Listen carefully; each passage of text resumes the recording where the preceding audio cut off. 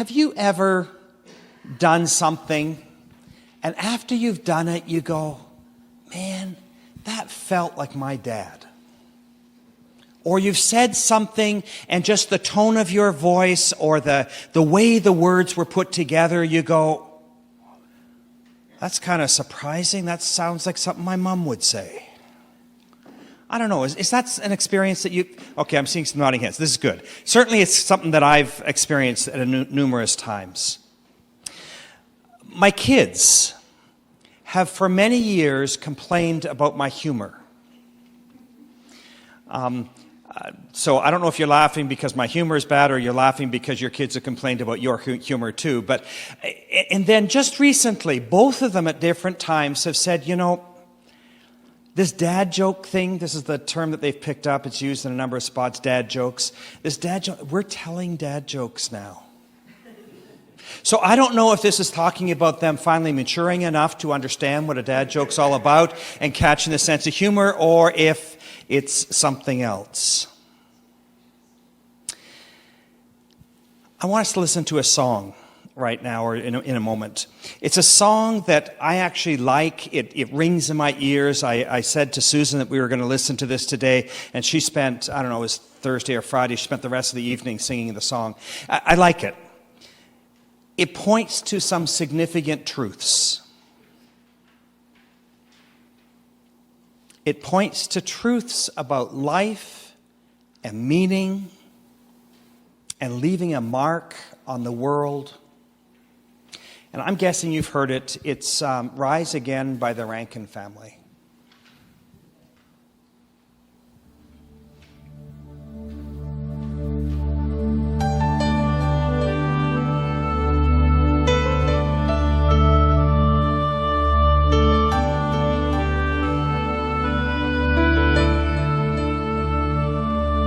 When the waves roll on over the waters and the ocean cries, we look to our sons and daughters to explain our lives, as if our truth could tell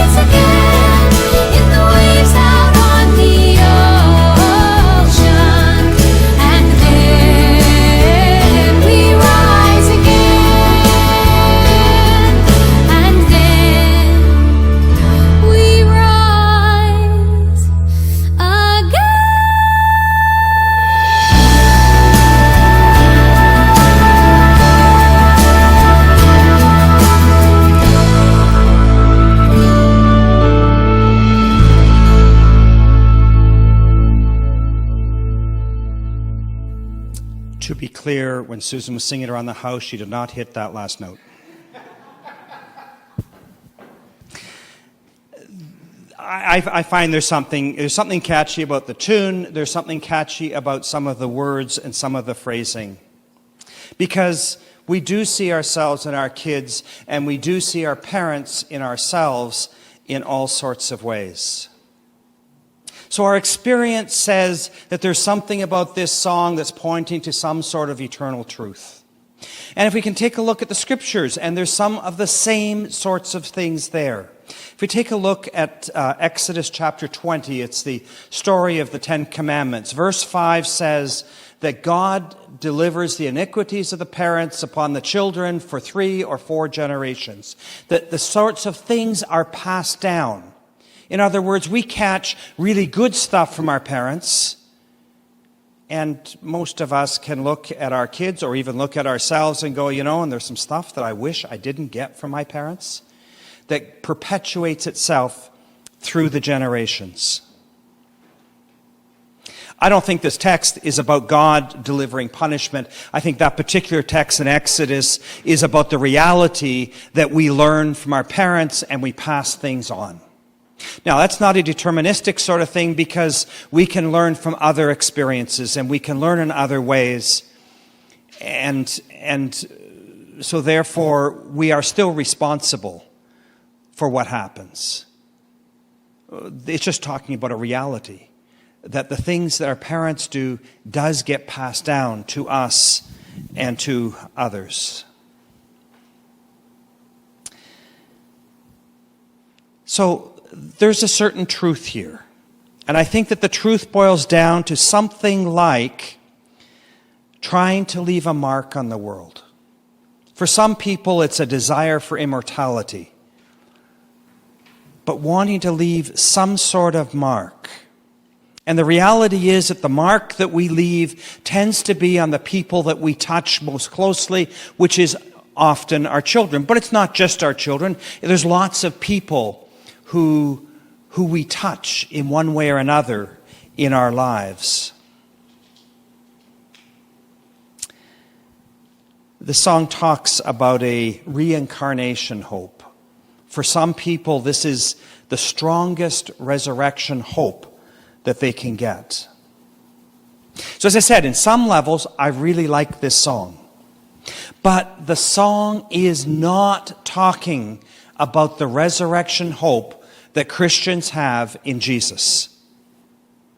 And I think that sometimes we start watering down the sort of resurrection hope that is given to us through Jesus. And we water it down, and it becomes very much like what this song is talking about. Even though the song is talking about some very significant truths, it's not talking about the sort of hope that Jesus gives us.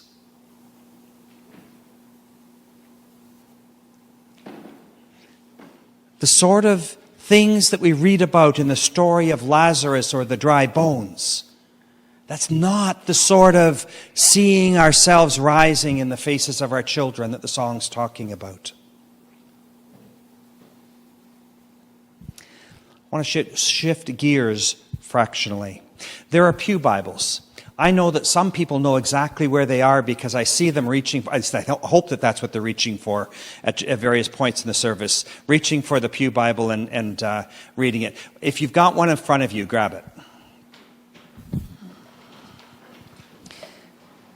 I'm going to start with a basic question. How many chapters are there in John?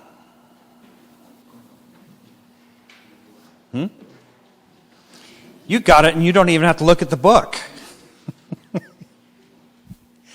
There's 21 chapters, which makes the middle chapter 11. Okay? So flip to chapter 11. John chapter 11.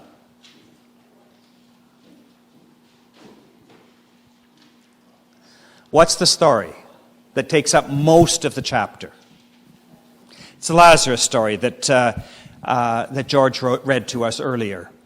Now, the Lazarus story goes from verse 1 to verse 54.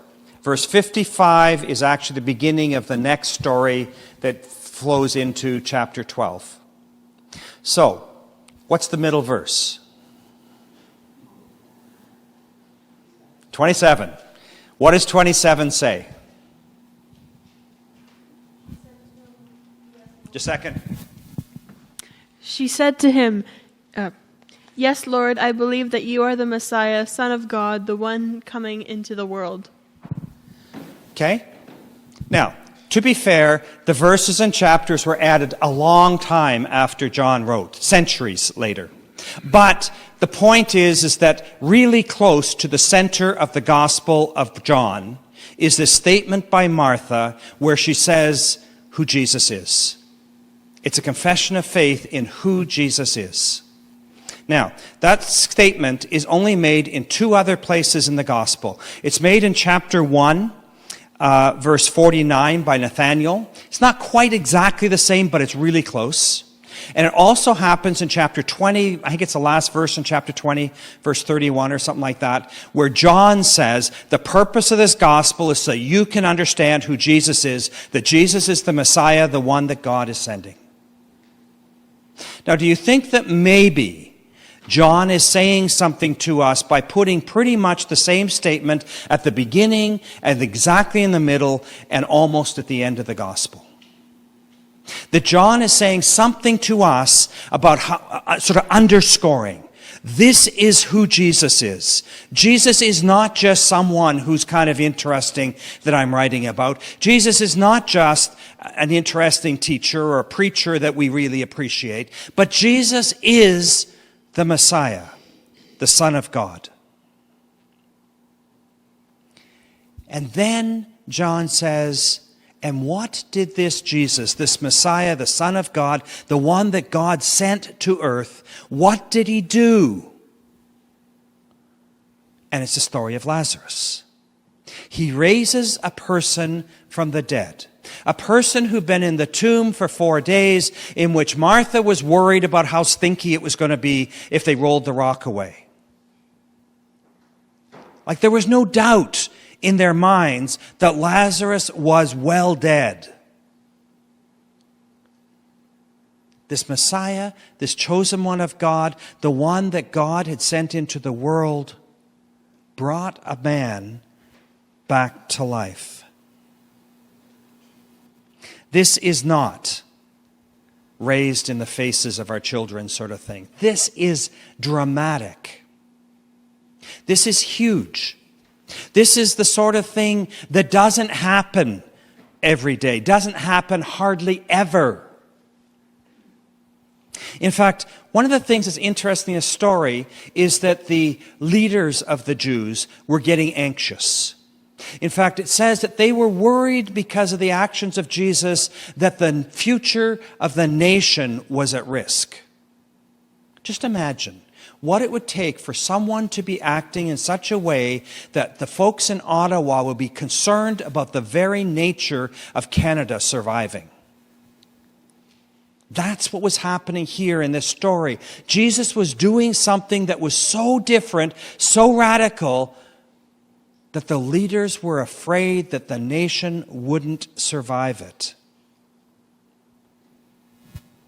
Last week, we had the story of the man who was born blind, who was able to see. And at one point in the story, this man said to the Pharisees, never in all of creation has it been known that a person who was born blind would be able to see. Imagine what he'd say in this story. Never in the whole history of all of creation has a person who was dead and buried for 4 days been brought back to life. It's an amazing story. So what's the story about? Well, yeah, it's about a man who was dead and was brought back to life. It is about that. But what else is it about? Why is this story important other than as a historic sort of story? At Worship Committee, we've been talking about the summer series a bit, and we've been saying after each of the stories that we're telling, Bible stories we're telling, we need to have a section that says, so what? Like, what's the point of the story? What relevance does it have for us today? Because there's no point in reading stories that are interesting history. The question is, what's the story really trying to say? So, there are people who interpret the story this way. Is it a story that says, oh, Jesus can raise people from the dead? Well, clearly, every one of us actually, should be able to expect Jesus to raise our loved ones from the dead. I mean, there are some people who say, if you pray hard enough, if you have enough faith, your loved ones should be able to come back from the dead. Is that what this is in this story? I don't think so. I mean, it certainly says it's possible that Jesus can raise somebody from the dead, but I don't think it says that therefore you should have an expectation that Jesus will do this for you. In fact, I don't think that that's ever a promise. If we take a look at the stories of the early church, if that was part of the promise, we should see story after story after story of people who were dead coming back to life. And if you read through the book of Acts, you don't see that. It's not there. That's not what the story is about. There's not a promise of that. Let's take a look again at the blind man story from last week. The blind man, Jesus was asked by his disciples, well, what's the deal here? Why is this man blind? And Jesus said he's blind so that God's glory will be seen, so that God can be seen at work. And in this story, it says, Lazarus was dead. Jesus hears that he's dead, and Jesus says, it's good that I wasn't there so that you can see the glory of God at work, and so that the Son can be glorified as well. The story is not primarily about a person who died and was raised again. It is. But it's not primarily about that. It's a story about God and God's power. It's a story about the power of God displayed. It's not primarily about a blind man. It's not primarily about a dead man. It's a story about God's power at work. It's a story about God being the source of life. We often think that actually we're the source of life, that we do all the things necessary to keep ourselves together and to supply food and all that sort of stuff. But the reality is that God is the one who provides life to us. I think that's an important part of what this story is about. And the dry bones story, even though now you've got this image that is probably a little bit, fortunately we did it in the morning so that by the time this evening comes and you're trying to fall asleep, maybe it's long enough ago that you won't have nightmares. But the story is a sort of a Lazarus sort of story with a few differences. One of them is that the life that's talked about in the dry bone story is not the life of a person. It's a life of a community. It's about the life of the people of God. At that point, when Ezekiel was writing that story, the people of God were feeling hopeless and helpless. And the story is saying that God is so powerful that God can change things. So that when we despair, whether it's as individuals or whether it's as the church, and the reality is, in today's world, there's reasons on both sides at times for us to feel despairing. Ivan and I were at a meeting this past week talking about Mennonite Church Canada and restructuring, and, it can lead to one feeling moments of despair.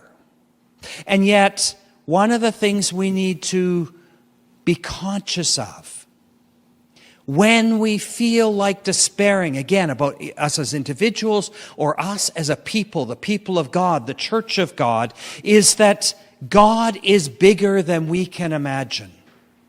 And God is more powerful than we can comprehend. And God is already at work in all sorts of ways before we even imagine it. And God has been doing this for a long time. He's got a lot of experience at working in the world and touching people and changing situations and bringing about change.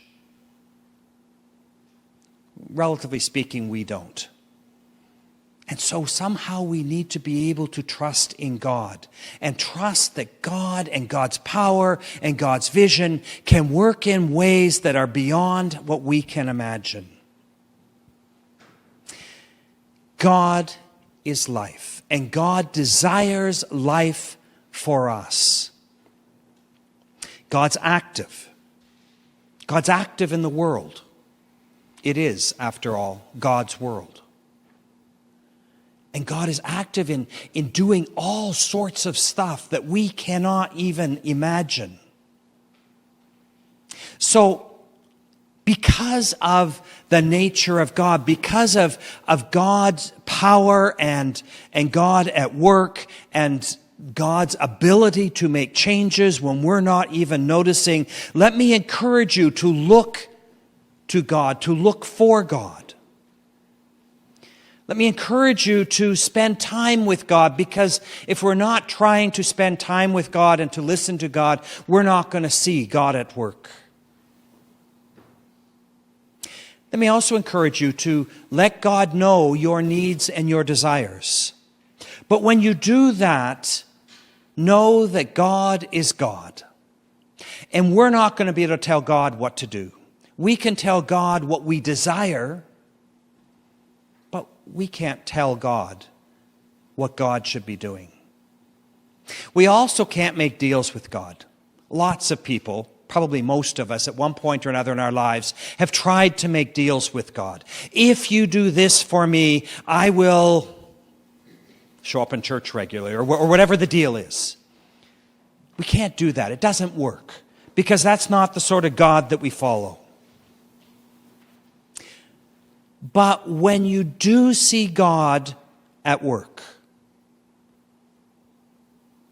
and remember, both the story of Lazarus and of the blind man, the point of God at work is not to benefit us, but is to glorify God, is for people to be able to see that God is real, that God exists. So when we see God at work, it's not about us, it's about God, and we have a responsibility to share what we're seeing God doing. Because if we're silent,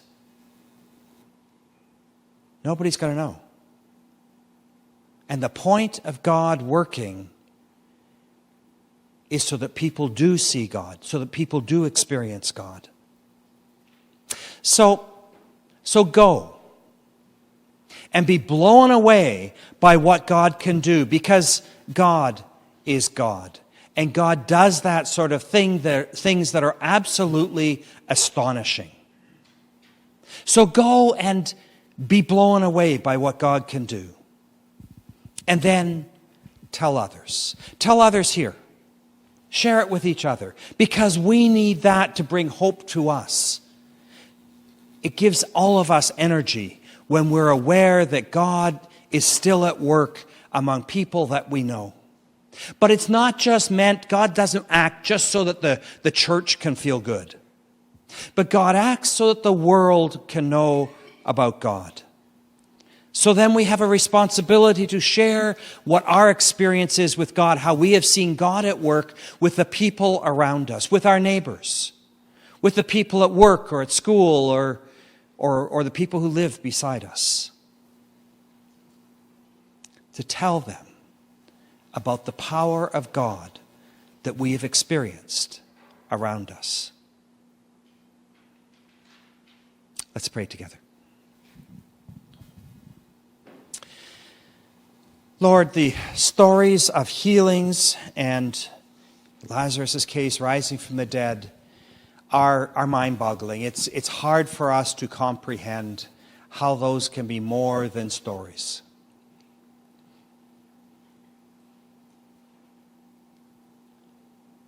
And yet you are at work in the world doing things of that nature regularly.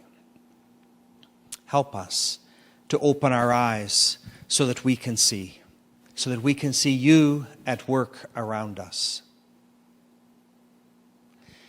And help us open our mouths so that we can point to you and we can share what we have seen of you with the people around us. Lord, give us courage. Our society has taught us to be quiet. Lord, help us to be able to speak loudly of your presence in our lives and your presence in the lives of people around. Help us to be your witnesses in Jesus' name. Amen.